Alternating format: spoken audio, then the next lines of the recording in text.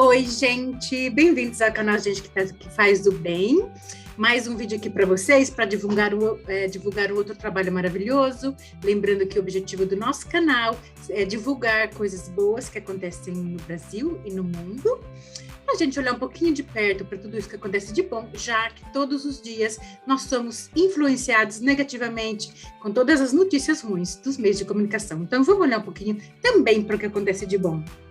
E hoje eu estou particularmente feliz que eu estou aqui com o José Luiz Aguiar, ou o Zé, que, só para vocês saberem, a última vez que eu vi o Zé foi mais ou menos 16, 17, 18 anos atrás. Nós trabalhamos juntos no Brasil. E nós nunca mais nos falamos, mas eu fiquei sabendo que ele faz esse trabalho aqui muito bonito, lá em Campinas, né? Se eu não me engano, em Campinas. E aí eu convidei ele gentilmente aceitou bater um papo comigo para falar sobre o projeto Alimento para Todos, no qual ele e a mulher dele participam. Zé, muito obrigada. Estou muito feliz de ver você depois de tantos anos. Como o mundo realmente é pequeno, né? Quem diria que um dia a gente ia se encontrar para falar de alguma coisa totalmente diferente do trabalho que a gente fazia juntos. Isso é. Muito obrigado. Se você quiser falar um pouquinho de você, como você quiser. Obrigado você pelo convite. Estou muito feliz aqui de estar falando contigo também. Apesar da gente não ter se falado pessoalmente, a gente fala por mensagem de vez em quando, por foto no Instagram, no Facebook, né? Mas estou super feliz de participar aqui do canal. Então, eu sou o Zé, moro aqui em Campinas, sou nascido e criado aqui. Já tive a oportunidade de morar em Londres também, onde a Marli está hoje, e achei uma experiência excelente, assim. Então, acho que você deve estar gostando bastante de estar morando aí. Bom, eu faço esse trabalho voluntário, eu sempre fiz, na verdade, trabalho voluntário, sempre fui diretor de associação de moradores, síndico de condomínio, subsíndico, conselheiro. Eu sempre gostei, na verdade, de trabalhar com a comunidade, né? De trabalhar em prol da minha comunidade. Acho que é sempre importante a gente participar da comunidade que a gente vive, tomar as decisões e assim, se envolver nas decisões que vão impactar o dia a dia da gente, né? Às vezes tem pessoas que são meio nervosas, meio estressadas, não sei o quê, preferem estar de fora, e eu, sinceramente, por experiência, né, de algumas pessoas que entraram muitas vezes nesses grupos, eu acho que é legal quando a pessoa não tem muito equilíbrio emocional, melhor que ela não participe mesmo, porque senão acaba, sei lá, acabando com as reuniões, deixando todo mundo estressado, não sei o quê. Mas quem tem, né, quem é mais equilibrado, quem consegue conversar, dialogar, entender o lado das duas pessoas, tentar trabalhar para conseguir atingir um consenso, eu acho que é super legal. Então, hoje, além de trabalhar no Alimento para Todos, que eu acho que é o que a gente mais vai falar aqui, também sou subsíndico subsíndico do meu condomínio, e tento fazer alguns trabalhos na área de sustentabilidade também na empresa onde eu trabalho, né? Eu trabalho numa empresa privada, eu trabalho na área de trade marketing, mas eu sempre gostei muito da área de sustentabilidade também, fiz uma especialização na área de sustentabilidade, então eu tento dentro da empresa também fazer meu trabalho, digamos, trabalho voluntário dentro da empresa, para tentar fazer com que cada vez mais os nossos processos, os nossos produtos tenham um impacto menor no meio ambiente e melhor para a sociedade, né?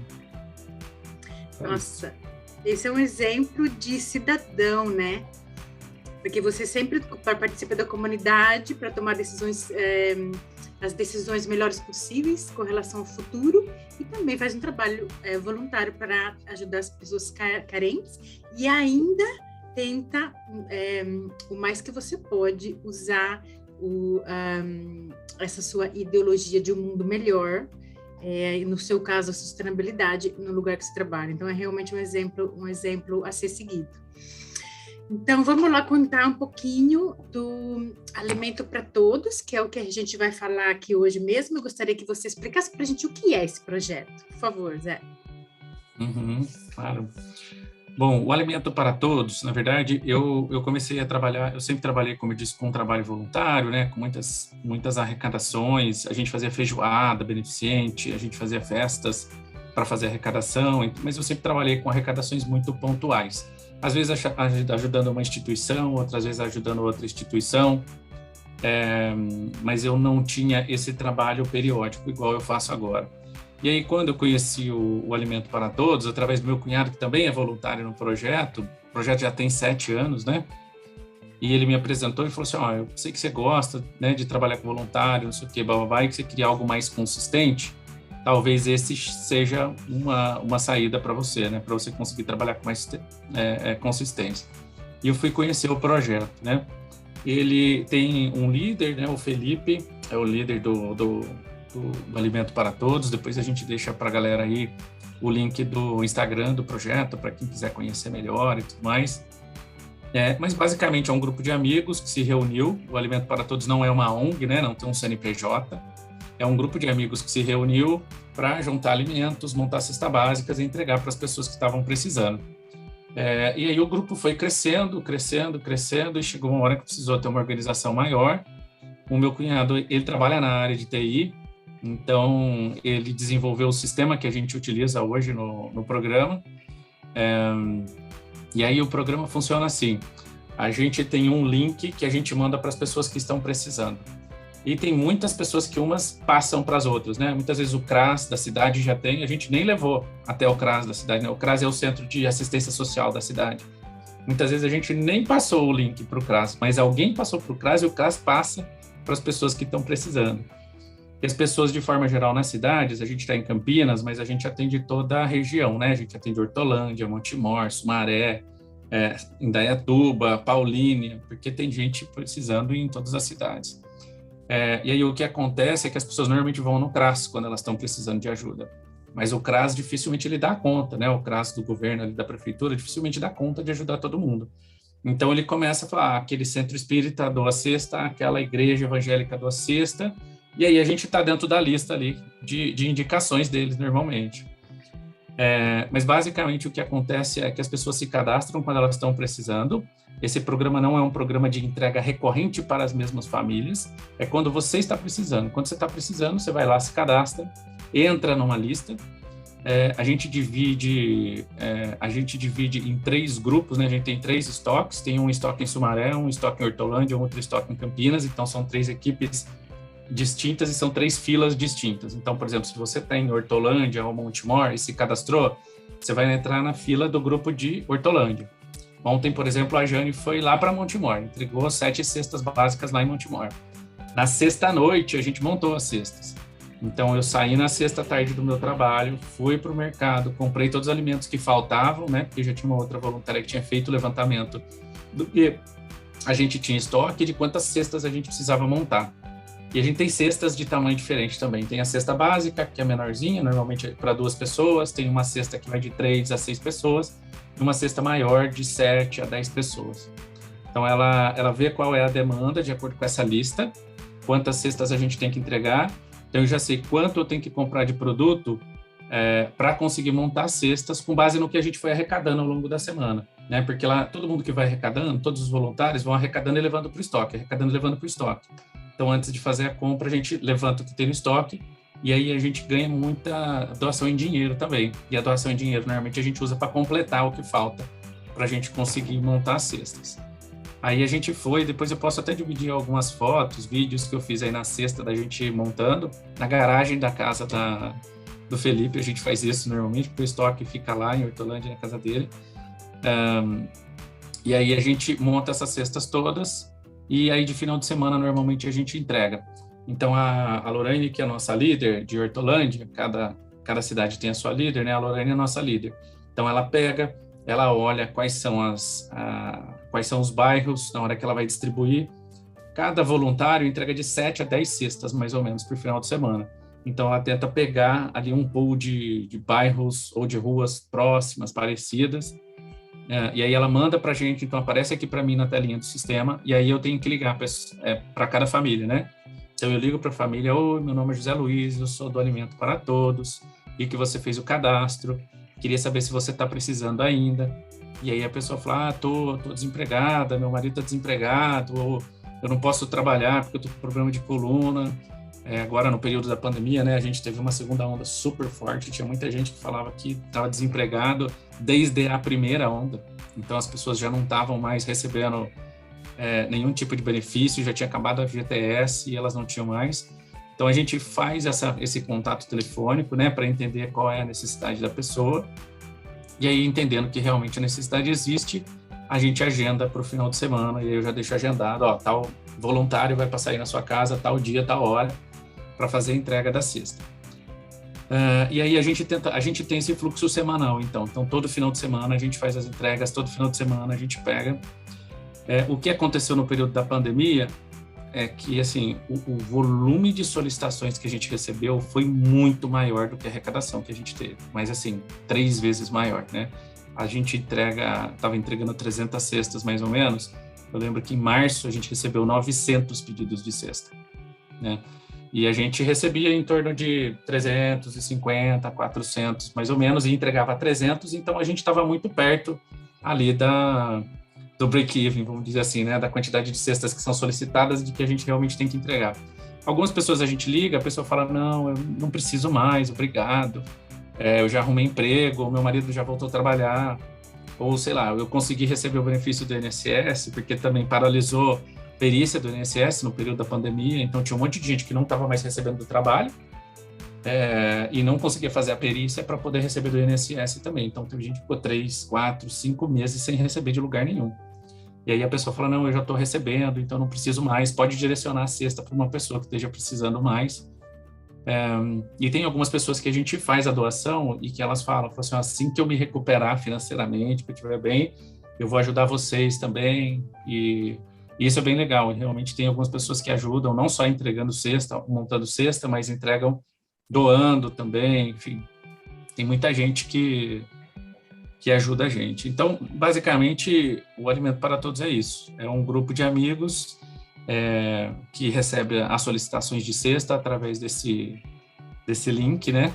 E aí a gente tem todo esse processo backstage, né? Que as pessoas não percebem. As pessoas só veem a foto da cesta sendo entregue lá na frente, mas ela não vê todo o restante que precisa acontecer para que aquela cesta chegue até a família lá na frente.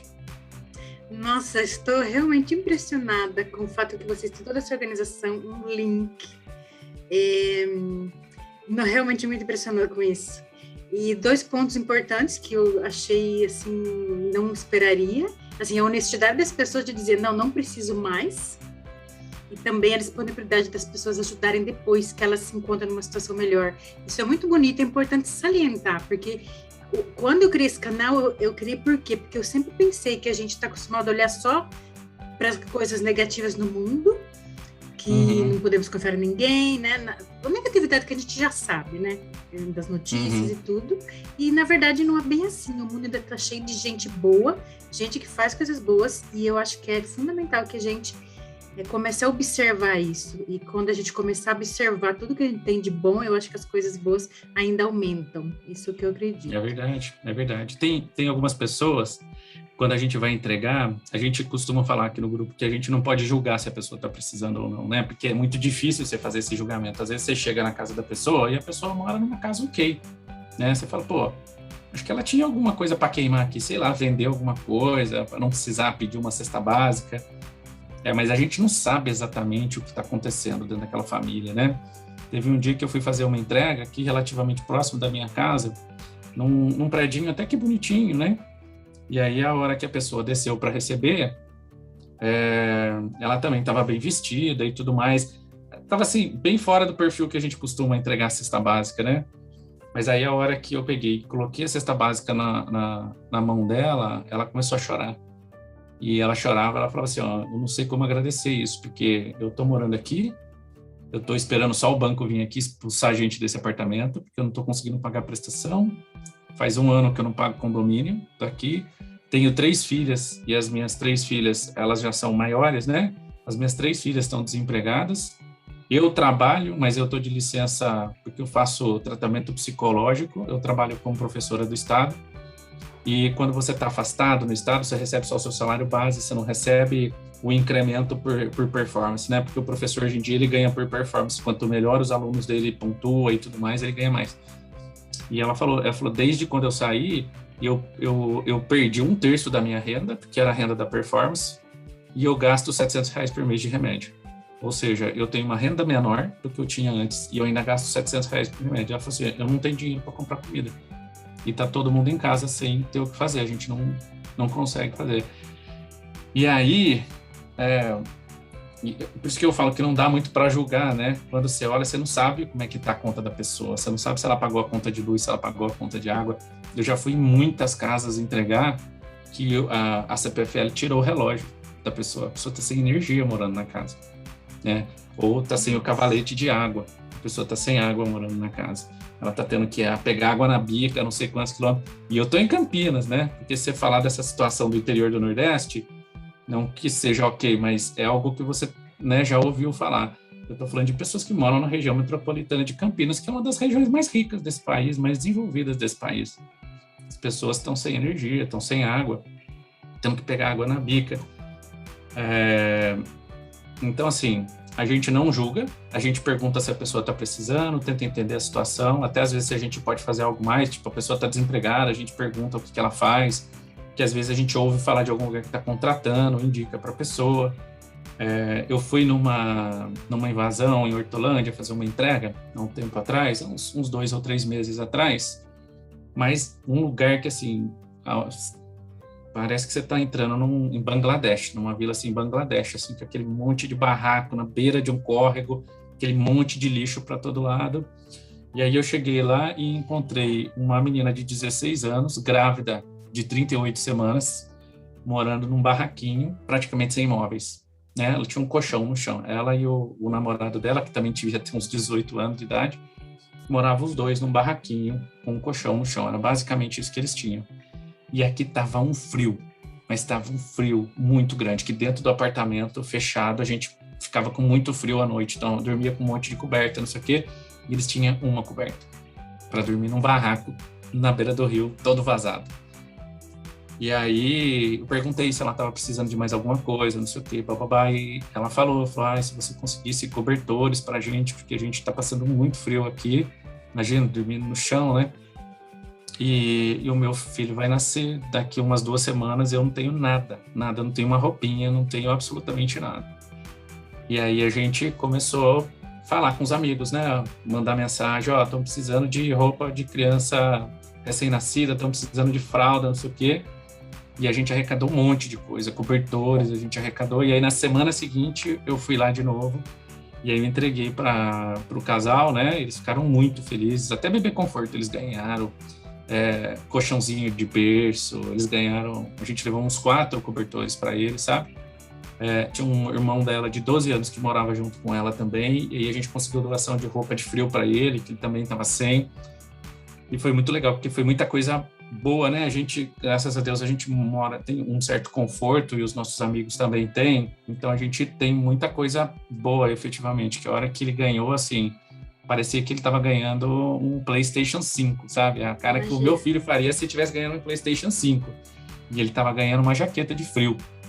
Então, é bem tocante. Eu durante muito tempo, na verdade, eu tinha um certo receio de fazer esse trabalho, porque eu achava que eu não ia aguentar, sabe? Porque viver tudo isso, você tem que ter um coração forte. Mas, cara, hoje eu tô acostumado e adoro fazer isso. Adoro mesmo. E gosto de dividir com as pessoas também principalmente as pessoas que doam, né? Porque tem muita gente que doa e que está distante e que não está vendo esse dia a dia, não sei o quê, e fala, mas a pessoa precisa mesmo, não sei o quê. E aí eu divido algumas dessas histórias para a pessoa ver o quanto é importante a doação que ela está fazendo, né? O quanto a gente muda a vida de alguém para sempre, assim, porque eu vim de uma família muito pobre, né, muito humilde, e a gente foi muito ajudado, muito, muito ajudado. Se a gente não tivesse sido ajudado, provavelmente a gente não tinha sobrevivido. Também morei em barraco, também tive uma ajuda para comer. Eu me lembro de quando eu era pequeno, às vezes eu precisava ir num açougue e pedir, sabe aqueles retalhos de gordura, essas coisas que o açougueiro tira da carne? E eu falava que era para dar para o nosso cachorro. Eu falava, você não dá isso para levar para o meu cachorro, não sei o que lá. Mas a gente nem cachorro tinha, né? Obviamente, porque se não tinha dinheiro para comprar comida nem para nós, como é que a gente ia dar comida para o cachorro? Mas eu tinha muita gente que ajudava a gente, né? Muitas famílias, teve lugares que minha mãe fazia faxina, que eles falavam, não, traz seu filho aqui, traz ele para almoçar aqui, deixa ele a tarde toda com você, não sei o quê. porque sabia que se eu fosse para casa eu não ia ter comida, né, em casa. Então, hoje, na verdade, a gente tenta retribuir um pouquinho para a sociedade, né, o que a sociedade fez por nós quando a gente era menor, né. Nossa, eu não sabia essa parte bonita dessa história.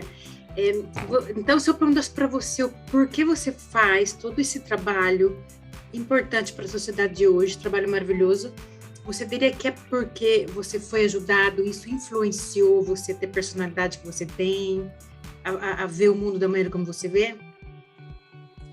Cara, eu não tenho dúvida, porque quando você é ajudado e você reconhece que você foi ajudado, eu acho que isso é o mais importante, né? Porque tem muita gente que fala, não, eu venci sozinho, eu fiz tudo porque eu sou bom demais. E eu acho que é óbvio que eu tenho os meus méritos para ter chegado onde eu cheguei.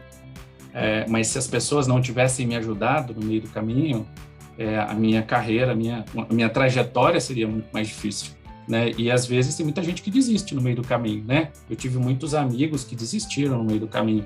Tive amigo que virou bandido, tive amigo que foi preso, teve amigo que virou drogado, e eu continuei, mas não necessariamente eles tiveram as mesmas ajudas que eu, né? Normalmente isso varia muito de pessoa para pessoa. Mas eu lembro, por exemplo, no meu ensino médio, eu estudava no Evolução, no centro da cidade. É um colégio que não existe mais aqui em Campinas, mas era um colégio particular.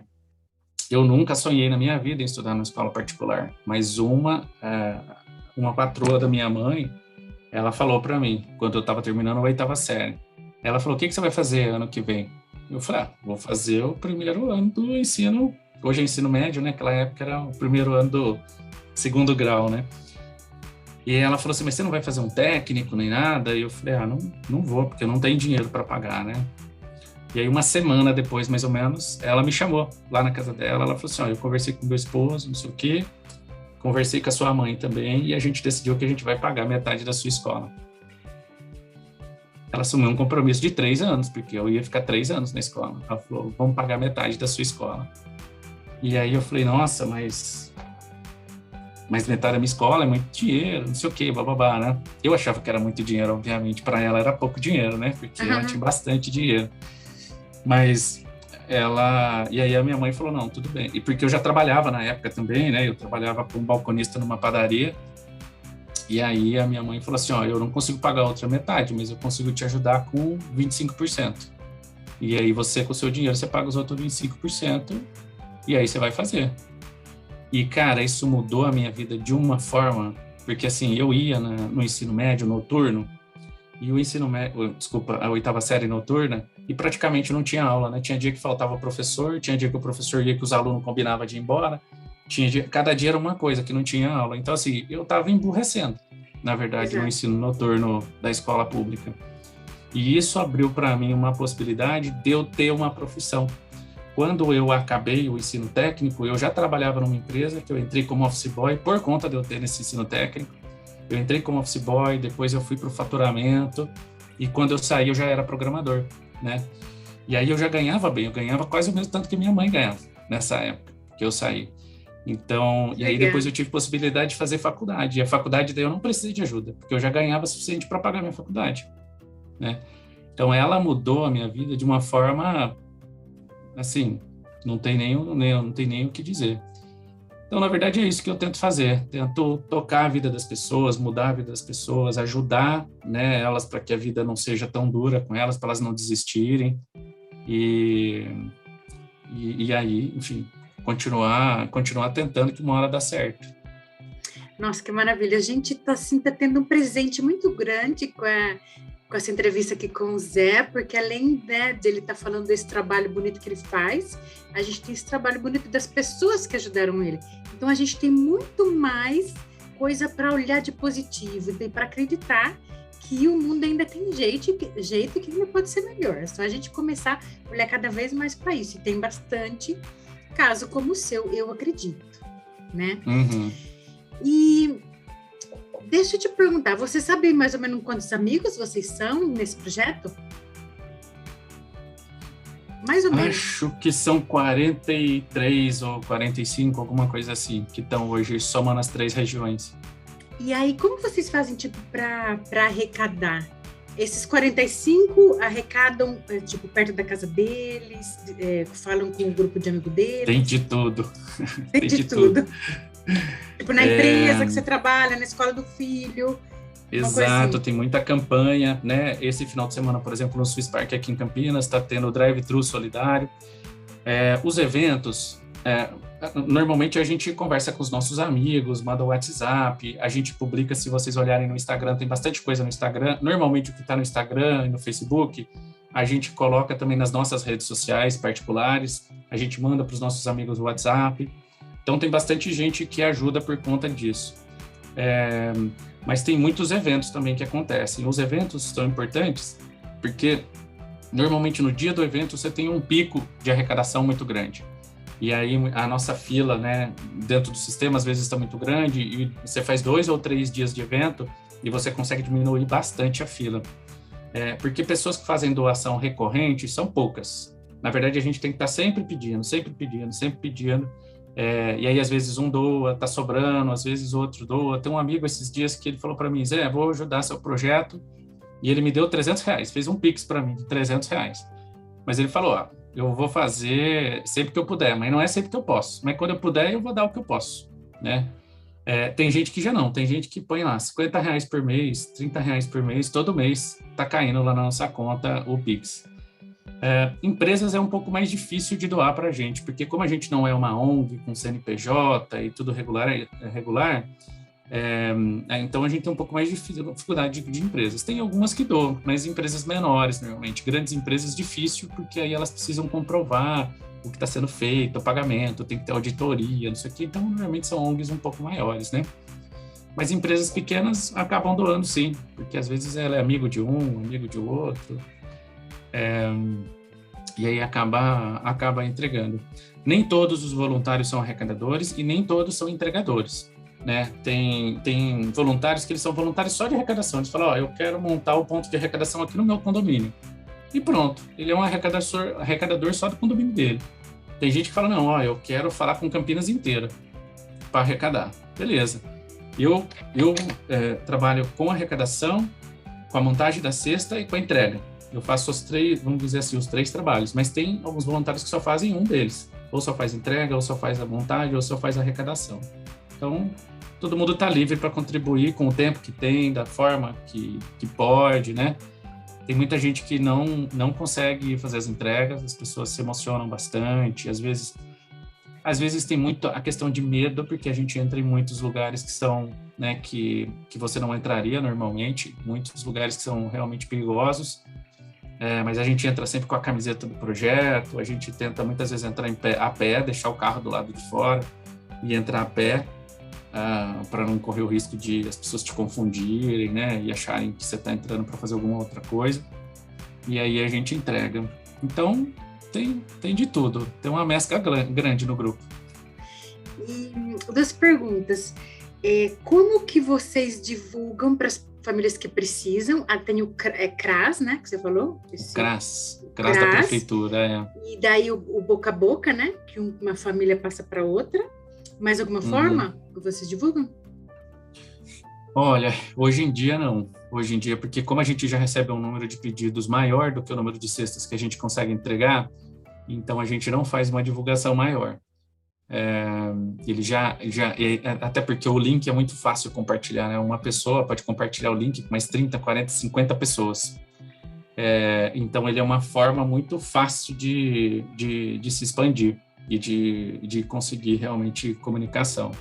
Então a gente não está fazendo mais por conta disso, porque se a gente comunicar mais, a gente está perdido, daí a gente não vai conseguir dar conta da fila mais.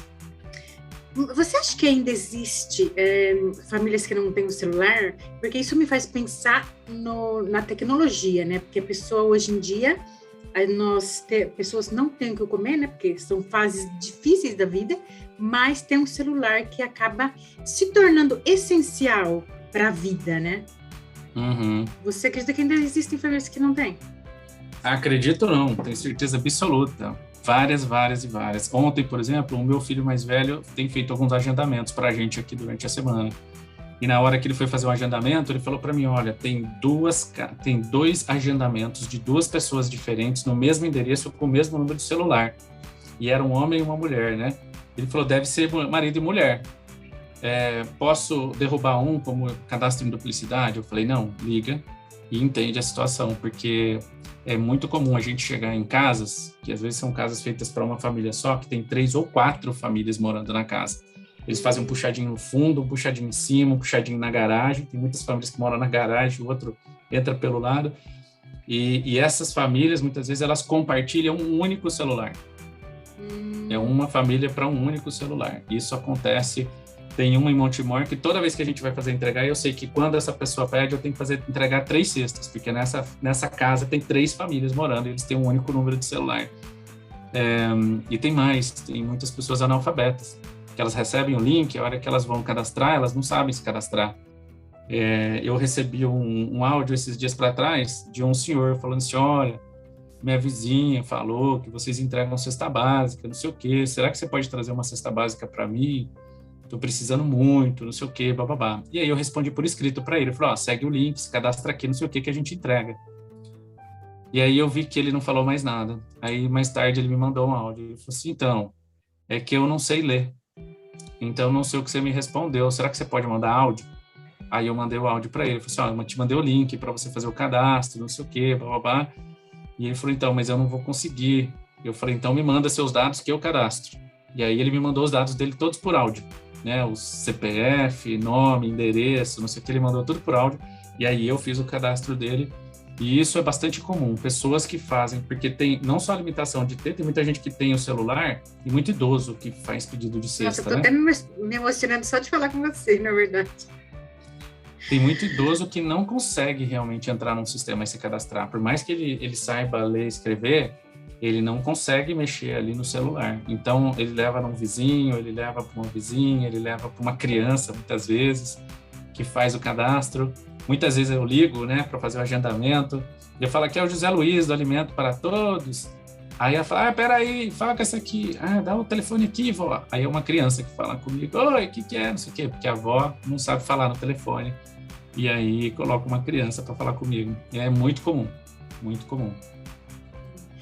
E, então, por exemplo, as famílias que realmente não têm nenhum telefone, nenhum para dividir, são as famílias que provavelmente procuram mais esse tipo de ajuda do CRAS, das outras instituições, né? Obviamente. Mas muitas vezes a pessoa do CRAS, a assistente do CRAS também faz o cadastro. A gente já teve várias vezes pedido que quando eu vou entregar, ela fala, foi a assistente do CRAS que me inscreveu. É muito comum. Ela, né, porque a pessoa às vezes não tem o celular, não sei o quê. E se eu ligo no número de telefone e não atende, a gente vai entregar a cesta mesmo assim. Eu tento fazer o agendamento para não correr o risco de eu chegar lá e a pessoa não tá lá. Mas mesmo quando a gente não consegue o contato com a pessoa via, né, telefone, via SMS, WhatsApp, a gente mesmo assim a gente vai. E normalmente a gente chega lá e acontece muito da pessoa estar sem celular mesmo. Às vezes ela tinha, mas estava sem crédito, ela perdeu a linha já está... Acontece da gente ligar, a linha já está até com outra pessoa, porque, né, cai aquela linha, outra pessoa pega o chip. E acontece muito das pessoas mudarem, como são pessoas que estão numa situação de vulnerabilidade muito grande, eles moram, sei lá, 2 meses, 3 meses numa casa, não conseguem pagar aluguel, aí eles são despejados, aí eles vão para um outro lugar, muitas vezes morar com um parente, alguma coisa assim, e aí, se você não entra em contato antes, você vai entregar no endereço que ela morava, e não no endereço que a pessoa está morando agora. Então, por isso que é importante também tentar fazer o contato. Bom, a última pergunta, eu planejei essa entrevista aqui de 30 minutos, mas a gente já está com 40 minutos, porque realmente é muita coisa para falar, muito detalhe, e a gente é um projeto maravilhoso. Eu estou encantada, não sabia de tudo isso, que foi uma iniciativa realmente de vocês, e não só esse link criado pelo seu amigo. Estou, assim, realmente encantada, muito feliz. Uma pergunta, vocês têm intenção de se tornar uma ONG ou não? Preferem manter assim como é? Já consideraram? Olha, eu acho que a gente precisava fazer essa pergunta para o Felipe, que é o líder do grupo, né? A minha percepção é que a gente é muito pequeno ainda para ser uma ONG, porque quando você passa a ter um CNPJ, você tem que ter um computador, você tem que ter alguns custos que um grupo de amigos não tem. E hoje em dia eu prefiro converter esses custos todos em cesta básica, para a gente conseguir atender o maior número de pessoas possível. Mas às vezes você cresce, né, num volume grande, e aí a gente precisa realmente ter um CNPJ, eleger uma diretoria, para poder conseguir maiores arrecadações, aí alugar um espaço para ter estoque. Mas hoje o estoque acontece dentro da casa das pessoas. Tem uma casa no Ouro Verde, aqui em Campinas, que é um estoque, aí tem a casa do outro em Hortolândia, que é um estoque. Então, a gente não tem sede própria, mas qualquer custo que a gente agregue são cestas básicas a menos que eu estou entregando. Então, eu particularmente, não sei se é a opinião do Felipe, tá? Que é o líder do grupo, pode ser que ele tenha uma opinião diferente da minha, mas a minha é sempre assim, eu quero entregar o maior número de cestas possível, então vou evitar ao máximo essa burocracia toda, esse custo todo, né? Entendo o seu ponto de vista. Bom, então eu acho que a gente esclareceu bastante o que é o projeto. Então, eu gostaria que você falasse para a gente como que as pessoas podem ajudar, onde elas podem encontrar o número da conta corrente, por exemplo, se elas quiserem doar com dinheiro. Depois também eu vou escrever aqui embaixo o número da conta, vou colocar, por exemplo, o Instagram e o Facebook do Alimento para Todos. Vou colocar umas fotos aqui na nossa entrevista para o pessoal ver, se seus amigos autorizarem, né? Assim, a foto de vocês fazendo o trabalho, da sua família, vou colocar, deixar bem bonitinho. Então, falei pra gente como ocorrem as doações e o endereço do Facebook, do WhatsApp, do Instagram. O nosso Insta é Alimento para Todos, é exatamente isso. Você escreve Alimento para Todos, você já acha lá o nosso Insta e o nosso Face, os dois têm o mesmo nome, tá? Lá dentro já tem tem o Pix. Então, tem um número de Pix que você pode entrar lá, por aquele número de Pix fazer a doação. Como não somos uma ONG, é uma conta que o Felipe abriu exclusivamente para fazer a arrecadação e comprar cestas, e comprar produtos, enfim, comprar alimentos. Então, vocês vão ver que vai estar no nome dele, a conta. É uma conta pessoa física, tá? E aí podem fazer as doações em dinheiro lá. As doações em alimentos, a gente está em Campinas, então a gente arrecada Campinas e as cidades da região. Então, as pessoas podem entrar em contato com a gente através do Insta ou do Face, e aí a nossa líder recebe a informação de onde está a doação e ela localiza o voluntário mais próximo para poder ir buscar. E aí ela passa para a gente o contato, a gente entra em contato e agenda a coleta da doação. Ok, então tá, eu vou colocar depois todos os dados aqui embaixo e obrigada mais uma vez, gratidão por ter falado comigo, você pelo convite. Desse projeto, é realmente maravilhoso. Queria agradecer também a todo mundo que participa desse projeto, aos 40 e poucos voluntários, ao Felipe que começou esse projeto. As ideias maravilhosas que vocês têm, a disponibilidade e esse equilíbrio emocional mental, né, para você conseguir dar conta de tudo isso, é realmente muito importante. Eu estou muito feliz com essa entrevista, porque eu estou aqui desse lado emocionada, com todos os detalhes que você me passou, eu comecei a sentir um pouquinho do que é entregar o alimento para as famílias. Tem mais algum recado que você quer deixar? Queria te agradecer só pelo convite de estar participando aqui desse bate-papo, né? Eu gosto bastante de falar sobre o assunto, estimular, motivar as pessoas a realmente se doar pelo próximo. Acho que é uma coisa super importante. Eu não sou religioso, nunca fui religioso, tem muitas igrejas que fazem isso, não sei o quê. Eu acho que a gente pode fazer isso independente de ser religioso ou não, pela nossa própria consciência, né? De fazer o bem sem ver a quem, né? Que é o que eu aprendi desde pequeno. Fizeram por mim, então agora eu acho que eu não faço mais a minha obrigação de fazer isso pelos outros também, né? Nossa, que ótimo. Realmente um grande exemplo de vida. Nós nos conhecemos há muito tempo, mas eu não sabia muitas coisas de você que agora eu fiquei sabendo. Que acho que não sei, quando mais jovem, a gente não para conversar sobre essas coisas, não sei, mas a maturidade traz um pouco mais de, não sei, como que se diz? Um pouco mais de profundidade, né? Profundidade, superficial. Reflexão, exato, Então, muito bonito mesmo. Então, nós temos aqui nessa entrevista muitos exemplos de bem, né? do bem, e então eu estou muito feliz de poder também divulgar isso para a sociedade. Então, espero te ver pessoalmente. Em breve. Gratidão, abraços à família e até mais. Obrigado. Até mais. Tchau, Gratidão. tchau. Tchau.